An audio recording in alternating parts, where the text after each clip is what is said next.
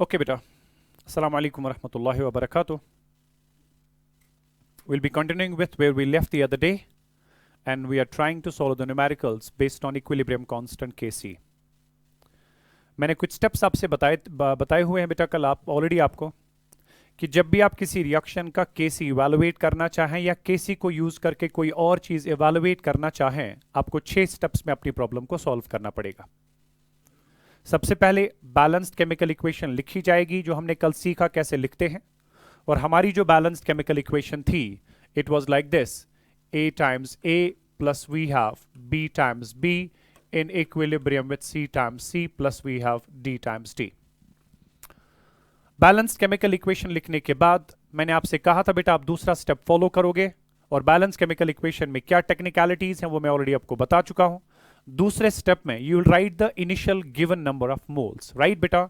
So initial moles को आप लिखते हैं शॉर्टकट में Ni से, और हमने इसके इनिशियल मोल्स माने थे A नॉट, इस इनिशियल मोल्स माने थे B not.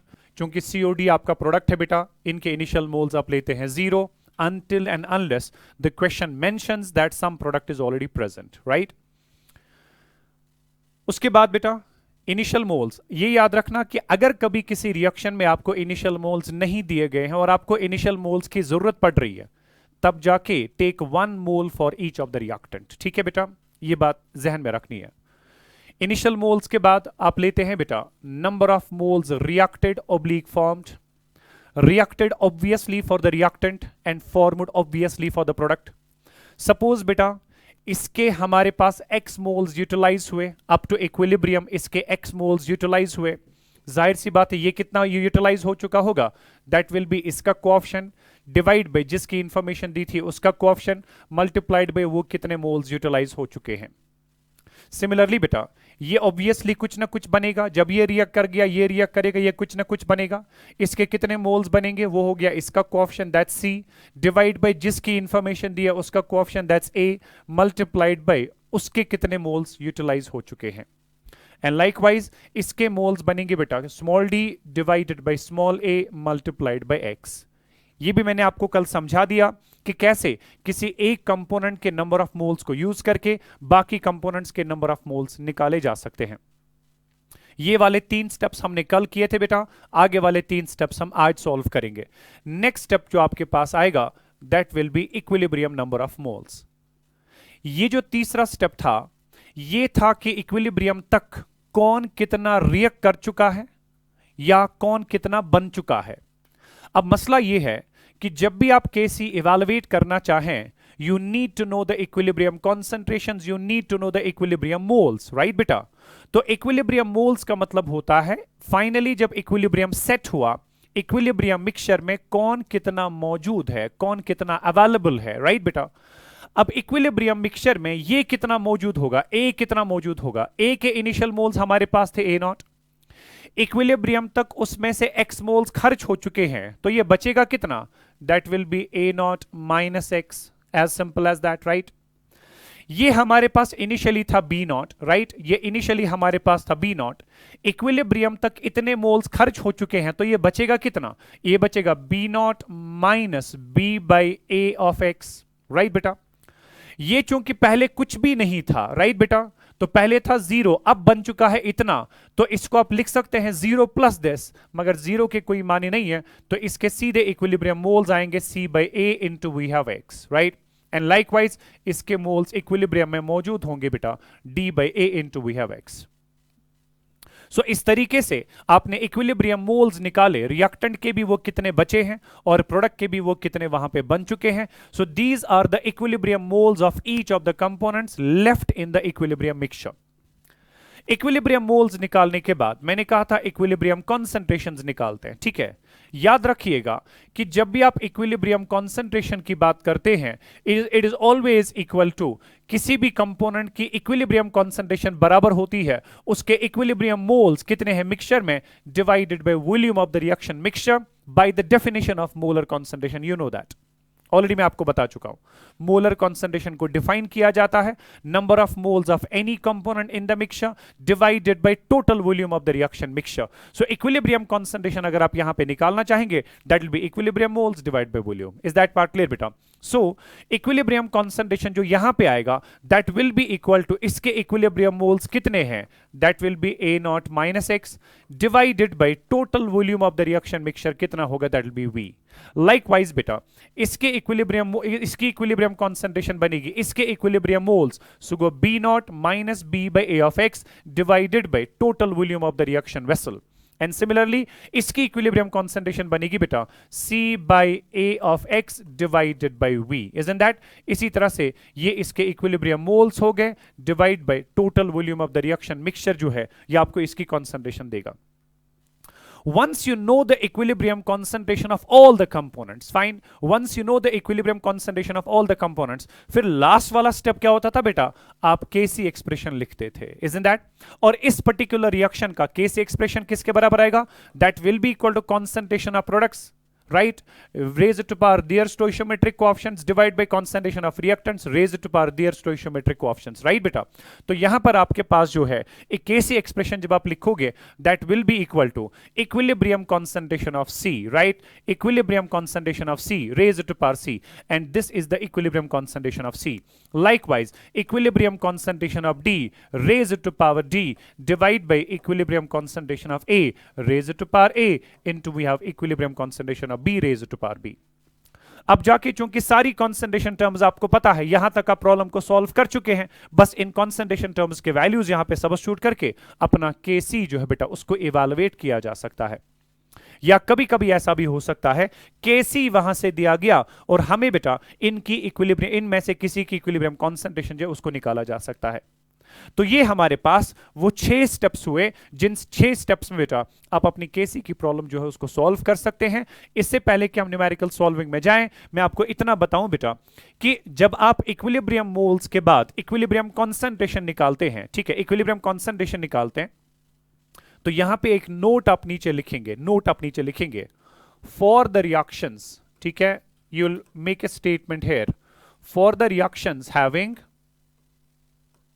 having delta n equal to 0, जिन रिएक्शंस में change in number of moles यानी कि number of moles of product is equal to number of moles of reactant, ठीक है, ऐसे केसेस में याद रखना बेटा equilibrium moles will be equal to equilibrium concentrations. वो देखो आप कैसे, सपोज बेटा आपके पास जितने मोल्स प्रोडक्ट के हैं उतने ही मोल्स रिएक्टेंट साइड से भी हैं, ठीक है, तो वहां पे जब आप इक्विलिब्रियम मोल्स के बाद इक्विलिब्रियम कॉन्सेंट्रेशन लिखेंगे, बात आराम से समझना, लेट इट बी, चलिए मैं एक सिंपल एग्जांपल लेता हूं, वहां से आपको क्लियर हो जाएगा। सपोज बेटा मेरे पास रिएक्शन ऐसी है, reaction is like this, it's H2 plus we have Cl2 in equilibrium with twice HCl। आराम से देख लेना, इस रिएक्शन में रिएक्टेंट साइड से एक और एक 2 मोल्स हैं और प्रोडक्ट साइड से भी हमारे पास 2 मोल्स हैं, है ना। मान लीजिए जो इक्विलिब्रियम मोल्स तक आप पहुंच चुके हैं, बैलेंस केमिकल इक्वेशन के बाद initial moles, number of moles reacted oblique formed, उसके बाद इक्विलिब्रियम मोल्स, उसके बाद इक्विलिब्रियम मोल्स तक आप पहुंच चुके हैं, ठीक है, और इक्विलिब्रियम मोल्स मान लीजिए इसके इक्विलिब्रियम मोल्स थे x, ठीक है बेटा, या x1, इसके इक्विलिब्रियम मोल्स थे x2, इसके इक्विलिब्रियम मोल्स थे बेटा मान लीजिए देवर x3, सपोज देवर x3। बात प्लीज समझ लेना, जब आप इसकी इक्विलिब्रियम कॉन्सेंट्रेशन लिखोगे वो कैसे लिखोगे, सुबह x1 divide by total volume of the reaction vessel, that's V, ये बनेगा x2 divide by total volume of the reaction mixture, that's V, और ये बनेगा x3 divided by total volume of the reaction mixture, that's x3 by V। अब जब आपको equilibrium concentration पता चला, जब आप इसका केसी एक्सप्रेशन लिखोगे, बात समझना बेटा, जब आप इसका केसी एक्सप्रेशन लिखोगे, KC will be equal to concentration of HCl square, concentration of HCl square means x3 by V whole square, whole divided by concentration of H2, that is x1 divided by V, right, multiplied by concentration of Cl2, that is x2 divided by V। क्योंकि ऊपर हमारे पास V square term है, नीचे भी हमारे पास V square V into V हो गया V square, तो ये V स्क्वायर टर्म जो है ये तो कैंसल आउट हो गई, तो आपके पास केसी एक्सप्रेशन में ऊपर क्या बचा, सिर्फ x3 which is the equilibrium moles of HCl। नीचे क्या बचा, x1 into x2 which is the equilibrium moles of H2NCl2। वही मैंने कहा था for the reactions having delta n equal to 0, वहां पे इक्विलिब्रियम मोल जो है बेटा उनको इक्विलिब्रियम कॉन्सेंट्रेशन के बजाय लिया जा सकता है, ठीक है। Rather than writing equilibrium moles is equal to equilibrium concentrations, we can write a better statement here, I can write a better statement here. मैं इसी स्टेटमेंट को यहां पे बेटा लिख रहा हूं, for the reactions having delta n equal to 0, right, equilibrium concentrations are replaced by, हाँ प्रॉब्लम सॉल्विंग में equilibrium concentrations are replaced by equilibrium moles. बराबर लेना गलत होगा, लेकिन बेटर यह है कि equilibrium concentrations are replaced by equilibrium moles. उससे क्या होगा बेटा, उससे इतना तो फर्क जरूर पड़ेगा कि हमें एक स्टेप जो है कम हो जाएगा, बिकॉज इक्विलिब्रियम मोल्स निकालने के बाद आप इक्विलिब्रियम कॉन्सेंट्रेशन निकालते हैं, उसके बाद केसी निकालते हैं। क्योंकि what ever is the value of equilibrium concentration for you, ठीक है, जब आप वहां पे सबस्टिट्यूशन वगैरह करते हैं, क्योंकि वी टर्म सारी कैंसल आउट होती है, तो केसी में फाइनली जो टर्म्स बचती हैं they are only the equilibrium number of moles. तो जब आप यहां तक पहुंच चुके हैं, तो ऐसी रिएक्शंस में जिनमें डेल्टा एन ऑफ गैस 0 होता है बेटा, उनमें यह स्टेप करने की बिल्कुल भी जरूरत नहीं है, उनमें कॉन्सेंट्रेशन निकालने की जरूरत नहीं है, क्योंकि उनका वॉल्यूम जो है बेटा वो वैसे भी कैंसल आउट हो जाता है। Is that part clear? तो वहां पे ये स्टेप आप स्किप कर सकते हो, इक्विलिब्रियम मोल्स का जो भी वैल्यू आ गया वही सीधा केसी एक्सप्रेशन में सबस्टिट्यूट करना है, आपका केसी जो है वो बहुत आराम से निकल पाएगा। Is that part clear? So that was something about कि केसी को इवैल्यूएट कैसे किया जाएगा, and let us go for the problem solving now. Okay, let's go for the problem solving now. कुछ क्वेश्चंस आपके बेटा स्क्रीन पे हैं। Let's go for the first one. Question says calculate KC for the reaction. इस reaction का KC हमें evaluate करना है। Reaction is H2 gas plus I2 gas in equilibrium with twice HI gas. What the question is saying, if 2 moles each of H2 and I2 are initially reacted, right? इस reaction को बेटा जब आपने start किया था, आपने 2 moles H2 के भी लिए थे, 2 मोल्स I2 के भी लिए थे, in a reaction vessel of 10 litre volume, और उस रिएक्शन वेसल का वॉल्यूम जो था वो 10 लीटर्स था, right? Then what's question saying, and equilibrium mixture contains 1 mole of I2। फिर जब इक्विलिब्रियम सेट हुआ, equilibrium mixture was found to contain how much, 1 mole of I2। Fine बेटा, आपको पूछा गया है आप इस रिएक्शन में केसी कैलकुलेट करिएगा। फाइन, क्वेश्चन आपके सामने है, क्वेश्चन आप कंप्लीट करिएगा, क्वेश्चन आप कंप्लीट लिखिएगा। We are going to solve the question now. Fine, या स्क्रीनशॉट लेके बाद में उसको देख सकते हो। देखिए, सबसे पहले क्या करेंगे बेटा, बैलेंस्ड केमिकल इक्वेशन उसने वहीं से दी है, so it will be H2 gas plus we have I2 gas in equilibrium with twice HI gas. ठीक है, वहीं से बैलेंस केमिकल इक्वेशन दी है, हमने बस वो लिख दिया। तो जो बैलेंस केमिकल इक्वेशन वहां से दी जाए, अगर उसमें कभी फ्रैक्शनल कोएफिशिएंट था, उसको चेंज करने की बिल्कुल भी गुंजाइश नहीं है, क्योंकि एग्जामिनर चाहता है कि आप उसी स्टोइशियोमेट्रिक रिप्रेजेंटेशन के लिए इक्विलिब्रियम कांस्टेंट कैलकुलेट करें। So balance chemical equation is done. उसके बाद आप क्या लेते हैं, इनिशियल मोल्स। क्वेश्चन कहता है 2 moles each of H2 and I2 were allowed to react, तो वहां पे HI था ही नहीं, तो ऑब्वियसली वो बनेगा 0। इनिशियल मोल्स के बाद number of moles reacted oblique formed. फिर क्वेश्चन कहता है equilibrium mixture was found to contain 1 mole of I2। अब थोड़ा दिमाग पे जोर दे दीजिएगा।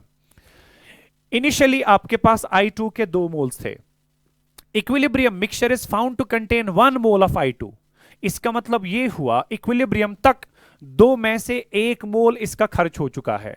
सो आप अपनी जगह पे साइड में याद रखोगे, so number of moles of I2 जो है, number of moles of I2 reacted जो होगा, that will be equal to initially उसके कितने थे माइनस अब उसके कितने बचे हैं। ठीक है ना, सो इनिशियली उसके 2 मोल्स थे। क्वेश्चन कहता है कि इक्विलिब्रियम मिक्सचर में इसका 1 मोल बचा है, दैट मींस बेटा number of moles left in the equilibrium mixture is 1, 2 - 1 is 1। सो चूंकि I2 जो है पहले 2 मोल्स थे, अब इक्विलिब्रियम में 1 मोल बचा है, दैट मींस उसका 1 मोल खर्च हो चुका है। मैं क्यों खर्च होने की बात कर रहा हूं, क्योंकि आपको पता है रिएक्टेंट्स के लिए देखना पड़ता है कितने मोल्स रिएक्ट कर गए, ना कि ये देखना है कितने मोल्स बचे हैं, वो तो नेक्स्ट स्टेप में आएगा। सो आपको ये स्टेप में देखना है कितने मोल्स रिएक्ट कर गए। सो 2 पहले थे, 1 बचा है, दैट मींस 1 रिएक्ट कर चुका है। सो number of moles of I2 reacted is 1। Fine, जो ही आपको एक कंपोनेंट के बारे में पता चलता है कि वो कितना वहां पे रिएक्ट कर गया, तो बाकी कंपोनेंट्स के बारे में पता करना बहुत आसान है। तो अगर इसका 1 मोल रिएक्ट कर गया तो इसका कितना रिएक्ट करेगा, क्योंकि इसका भी कोएफिशिएंट 1, इसका भी कोएफिशिएंट 1, सो दैट मींस अगर ये 1 मोल रिएक्ट कर गया, ये भी कितना करेगा, 1 ही मोल रिएक्ट करेगा। सेम कोएफिशिएंट होने का मतलब होता है जितना ये रिएक्ट कर चुका होगा उतना ये भी रिएक्ट करेगा। फाइन। सो अगर इसका 1 मोल रिएक्ट कर चुका है, इसका भी 1 ही मोल रिएक्ट कर चुका होगा। लेकिन अगर आप वैसे निकालना चाहते हैं, जैसे आपने सीखा कि इसके मोल्स होंगे, इसका कोएफिशिएंट सुगो 1 डिवाइड बाय जिसकी इंफॉर्मेशन दी थी सुगो 1 मल्टीप्लाइड बाय वो कितना रिएक्ट कर चुका सुगो बी 1, तो वो तो भी आपके पास 1 ही आएगा। तो लेकिन या फिर आप सीधा स्टोइशियोमेट्री का इस्तेमाल कर सकते हैं, जब इसका 1 मोल रिएक्ट कर गया, क्योंकि इनका स्टोइशियोमेट्रिक कोएफिशिएंट सेम है, इसका भी 1 ही मोल रिएक्ट करेगा। अब देखते हैं वो कितना बना होगा। जब इसका 1 मोल रिएक्ट करता है या इसका 1 मोल रिएक्ट करता है, वो कितने बनते हैं, सीधे 2 मोल्स बनते हैं। ठीक है, सीधा 2 मोल्स बनते हैं। अब अगर आपको वैसे देखना है, ठीक है, मुझे इसके मोल्स दिए गए, इसके निकालने हैं, that will be equal to इसका कोएफिशिएंट दैट्स 2 डिवाइड बाय जिसकी इंफॉर्मेशन दी थी उसका कोएफिशिएंट सुगो 2/1 मल्टीप्लाइड बाय उसके कितने मोल्स खर्च हुए थे सुगो 1, 2/1 इनटू 1, वही आपके पास आता है 2 moles. Is that clear? So ये तो हो गया number of moles reacted oblique formed. उसके बाद इक्विलिब्रियम मोल्स की बात करेंगे। इक्विलिब्रियम मोल्स का मतलब होता है अब इक्विलिब्रियम मिक्सचर में कौन कितना मौजूद है, कौन कितना बचा है, कौन कितना अवेलेबल है। ठीक है, सो ये पहले 2 मोल्स था, है ना। नंबर रिएक्टेंट के लिए इक्विलिब्रियम मोल्स कैसे निकालते हैं, इनिशियल माइनस कितना रिएक्ट कर चुका है। सो इक्विलिब्रियम मिक्सचर में पहले तो ये 2 मोल्स थे, उनमें से एक रिएक्ट कर गया, तो ये बचेगा 2 - 1, दैट मींस इसका 1 मोल इक्विलिब्रियम में मौजूद होगा। ये पहले 2 मोल्स थे, उसमें से 1 मोल रिएक्ट कर चुका है, तो ये भी बचेगा 2 - 1, दैट इज इक्वल टू 1 मोल। और ये हमारे पास बेटा 2 मोल अवेलेबल है। ठीक है, 2 मोल बन चुका है। तो इस तरह से आपने इनके इक्विलिब्रियम मोल्स भी निकाले। अब देखो ना, ये एक ऐसी रिएक्शन है जिसमें डेल्टा एन 0 है। खुद देखिए, रिएक्टेंट साइड से एक और एक 2 मोल्स, प्रोडक्ट साइड से भी 2 मोल्स हैं। और जिन रिएक्शंस में डेल्टा एन वैल्यू 0 होता है, उन रिएक्शंस में इक्विलिब्रियम कॉन्सेंट्रेशन के बजाय सीधा क्या लिख सकते हैं, equilibrium number of moles in the KC expression. तो मुझे इक्विलिब्रियम कॉन्सेंट्रेशन वाला स्टेप करने की जरूरत नहीं है, मैं सीधा केसी एक्सप्रेशन यूज करूंगा। So KC will be equal to, fine, KC will be equal to concentration of HI², पहले एक्सप्रेशन लिखना चाहिए। ठीक है, concentration of HI² divided by concentration of H2 into we have concentration of I2, fine. So which will be equal to concentration of HI, मैंने कहा सीधा उसके equilibrium moles लगा दो बेटा, वो बनेगा 2² divided by concentration of H2, वो बनेगा 1 raise to power 1 into concentration of I2, so 1 raise to power 1, 2² जो है वो आपके पास 4 आ गया।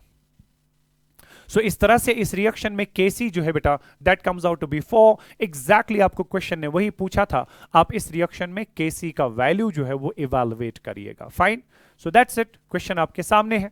Will be going for the next question now. ठीक है,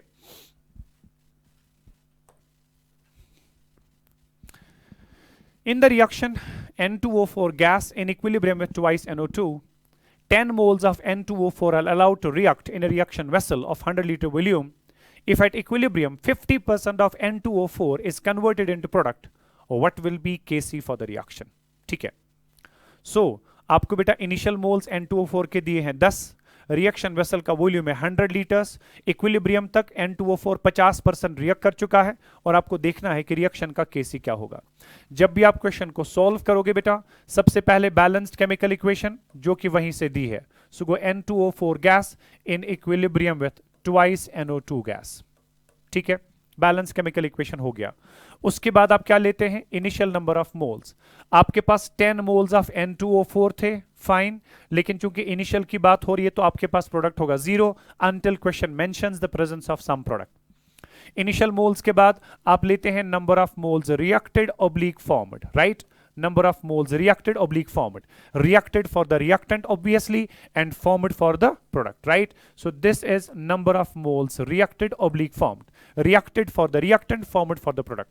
अब देखना है कि इक्विलिब्रियम तक 50% N2O4 प्रोडक्ट में कन्वर्ट हो चुका है, that means 50% of N2O4 has reacted। ठीक है, तो अगर हमें यह देखना है number of moles of N2O4 react कितने कर चुके हैं, they will be equal to 50% of initial moles, क्योंकि क्वेश्चन वहीं से क्या आता है, कि हमने इनिशियली उसके 10 मोल्स लिए थे, उसमें से 50% रिएक्ट कर गया।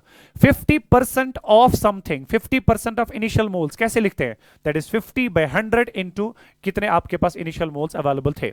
चूंकि इसका 50% रिएक्ट कर चुका है, तो ये बनेगा 50/100 इनटू इनिशियल मोल्स हमारे पास थे 10। ये जीरो कैंसल, ये जीरो कैंसल, ये आपके पास बेटा 5 मोल्स आ गए जो कि रिएक्ट कर चुके थे। ये आपको अलग से साइड में ये कैलकुलेशन करना है। सो अगर आप ये मानते हैं कि N2O4 10 मोल्स में से 50% रिएक्ट कर गया, 10 का 50% 5 मोल्स बनता है बेटा, तो इसके जो नंबर ऑफ मोल्स रिएक्ट कर चुके हैं दे आर 5, राइट, 5 मोल्स। अगर इसके 5 मोल्स रिएक्ट कर चुके हैं, जब इसका 1 मोल रिएक्ट करता है इसके 2 बनते हैं, यानी कि जितना ये रिएक्ट करेगा ये डबल बनता है। और अगर ये डबल बनता है बेटा, तो इसके कितने मोल्स बनेंगे? सो गो 2 × 5 दैट मेक्स इट 10 मोल्स सीधा। लेकिन अगर आप वैसे अपने कन्वेंशनल तरीके से करना चाहें, क्योंकि इसके मोल्स हमें पता चले ये कितना रिएक्ट कर चुका है, इसका पता करने के लिए इसका कोएफिशिएंट दैट्स 2 डिवाइड बाय जिसकी इंफॉर्मेशन दी थी उसका कोएफिशिएंट दैट्स 1 मल्टीप्लाइड बाय उसके कितने मोल्स खर्च हुए थे that's 5, 2/1 × 5 so you go by 10 moles, right. तो इस तरह से यहां पे आपने देखा बेटा, इसके 5 मोल्स रिएक्ट करते थे और इसके 10 मोल्स बनते थे अप टू इक्विलिब्रियम। उसके बाद आप क्या निकालते हैं? इक्विलिब्रियम नंबर ऑफ मोल्स, है ना बेटा, इक्विलिब्रियम नंबर ऑफ मोल्स। अब चूंकि ये पहले 10 मोल मौजूद था, इसमें से 5 मोल रिएक्ट कर चुका है, तो अब इक्विलिब्रियम में ये कितना बचा होगा? That will B initial minus reacted. So initial minus reacted 10 - 5, और इसके आपके पास बेटा 5 मोल्स बचे होंगे। और चूंकि ये सिर्फ बना हुआ है और इसके हमारे पास 10 मोल्स बने हुए हैं, तो आपने अब निकाले बेटा नंबर ऑफ मोल्स भी किसके कितने मौजूद हैं इन द इक्विलिब्रियम मिक्सचर। उसके बाद आप क्या करते हैं? इक्विलिब्रियम मोल्स के बाद then you calculate the equilibrium concentrations. क्योंकि इस रिएक्शन में आपने देखा था N2O4 का 1 मोल 2 मोल्स ऑफ NO2 दे रहा है, तो यहां पे number of moles reactant product side से बराबर तो है नहीं, तो इस वजह से इस बारी डेल्टा N 0 नहीं बनेगा, इक्विलिब्रियम मोल्स को इक्विलिब्रियम कॉन्सेंट्रेशन के बराबर नहीं लिया जाएगा। तो इस बारी आपको इक्विलिब्रियम कॉन्सेंट्रेशन इवैल्यूएट करना है। सो equilibrium concentration of N2O4 will be equal to उसके equilibrium moles that's 5 divided by volume of the reaction vessel that has been given to be 100 liters, right बेटा। तो इसकी equilibrium concentration बनेगी 500 और NO2 की equilibrium concentration बनेगी उसके equilibrium moles divided by volume of the reaction vessel that comes out to be 10/100, isn't that बेटा। तो ये 0 आपका cancel out हुआ, इसकी equilibrium concentration बन गई 1/10। Once you know the equilibrium concentration of both the components, then what do you need to do? Kc expression लिखना है। Kc will be equal to concentration of product, that is NO2, मगर उसका coefficient था 2, it should be NO2 square divided by concentration of reactant, वो आपके पास आएगा N2O4। Clear? तो Kc should be equal to concentration of NO2 जो आपके पास है बेटा, that we have taken as NO2, that is 1/10, मगर इसका मेरे को स्क्वायर लेना पड़ेगा, that's raised to power 2 whole divided by concentration of N2O4, N2O4 is 5 divided by 100, isn't that? अब जाके इसको सिंप्लीफाई करना पड़ेगा आपको। So Kc will be equal to 1/10 square जो है, so it's 1/100 whole divided by 5/100, वो ऊपर आके बनेगा क्या? 100/5, है ना, ये और ये कैंसिल आउट हो गया। Kc will be equal to 1/5, 1/5 mean 0.2। तो ये आपके पास बेटा एक और क्वेश्चन आ गया, बिल्कुल इसी पैटर्न का, इसी तरीके का। मैंने कल भी आपसे कहा इसमें हमें वक्त लगेगा, ठीक है, बिकॉज दिस इज समथिंग जहां से क्वेश्चन बहुत ज्यादा फ्रीक्वेंसी के साथ पूछा जाता है in any of your NEET JEE examination. For that purpose you have to understand these question patterns step by step, slowly slowly slowly, ठीक है। आगे जाएंगे, I will be having one more question for you.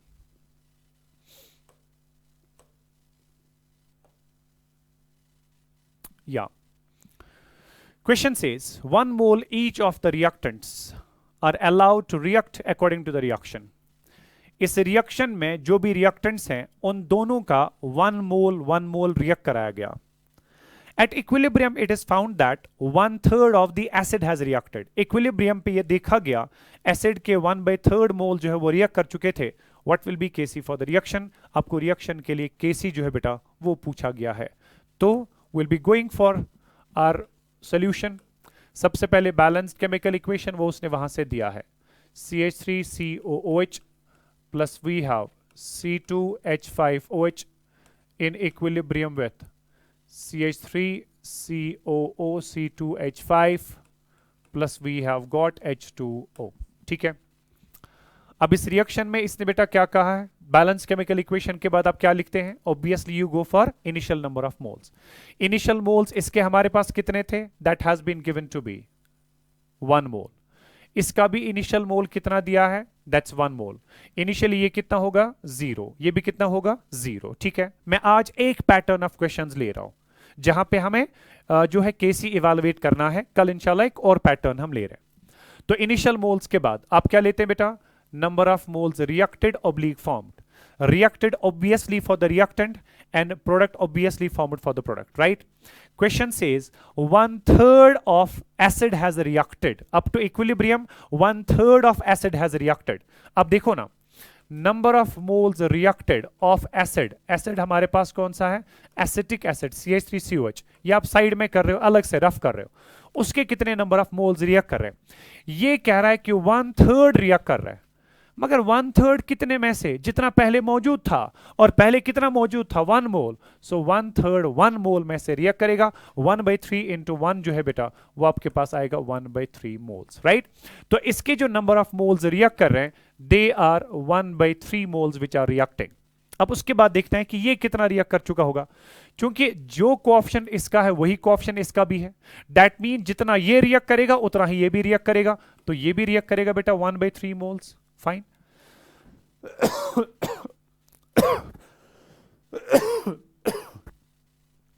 अब जितना ये react कर रहा है जितना उतना ये भी रिएक्ट कर रहा है, मगर चूंकि बाकियों का भी कोएफिशिएंट तो वही है, दैट मींस ये भी उतना ही बनेगा और ये भी आपका उतना ही बनेगा, हो गया वो भी। जब आपने ये देखा बेटा कि सबके मोल्स इक्वली जो है वहां पे यूटिलाइज भी हुए, बने भी, उसके बाद आप क्या निकालते हैं, इक्विलिब्रियम मोल्स, यानी कि इक्विलिब्रियम पे अब कौन कितना मौजूद है। ये पहले हमारे पास था एक, राइट, चूंकि इसमें से इतना खर्च हुआ तो बचा कितना 1 - 1/3, राइट। इसको आप सिंप्लीफाई करिए, ये बनेगा 3 - 1 that makes it 2 divided by 3, right.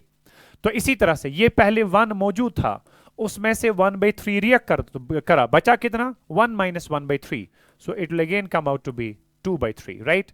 ये हमारे पास मौजूद है 1/3, ये हमारे पास मौजूद है 1/3। Is that part clear. तो जब आपने इनके इक्विलिब्रियम मोल्स निकाले उसके बाद इक्विलिब्रियम कॉन्सेंट्रेशन निकालते हैं, मगर अगेन इस रिएक्शन में इक्विलिब्रियम कॉन्सेंट्रेशन निकालने की जरूरत नहीं है, क्यों, क्योंकि इस रिएक्शन के लिए फिर से डेल्टा एन वैल्यू है 0, प्रोडक्ट साइड से एक और एक 2 मोल्स, रिएक्टेंट साइड से एक और एक 2 मोल्स, सो डेल्टा एन जो होगा वो that will be equal to 0, और जिस भी रिएक्शन का डेल्टा एन 0 होता है उसमें इक्विलिब्रियम कॉन्सेंट्रेशन के बजाय यू राइट सीधे equilibrium number of moles. So equilibrium concentration वाला स्टेप आप स्किप करेंगे, आप सीधा केसी एक्सप्रेशन लिखेंगे, Kc will be equal to concentration of CH3COO C2H5 है ना, into we have concentration of H2O divided by concentration of CH3COOH into we have concentration of C2H5OH।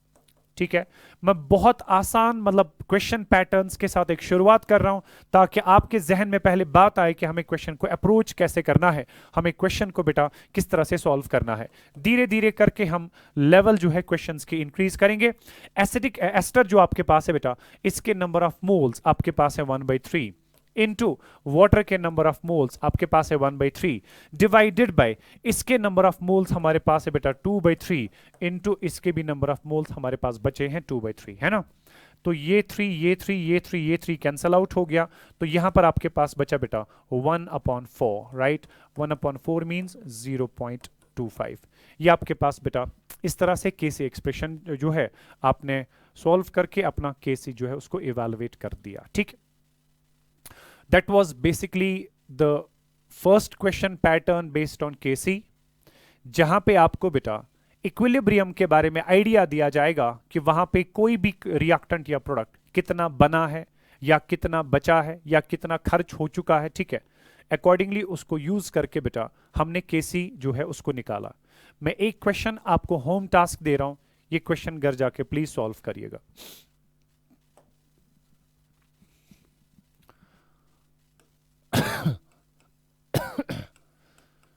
Question says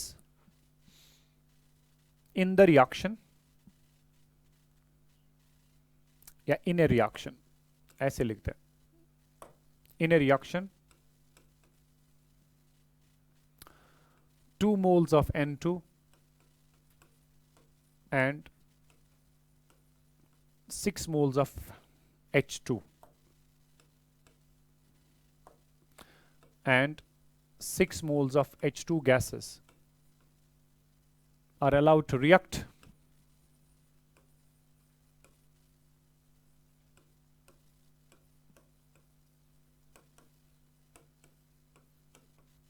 in a reaction flask of 1 liter volume. Equilibrium mixture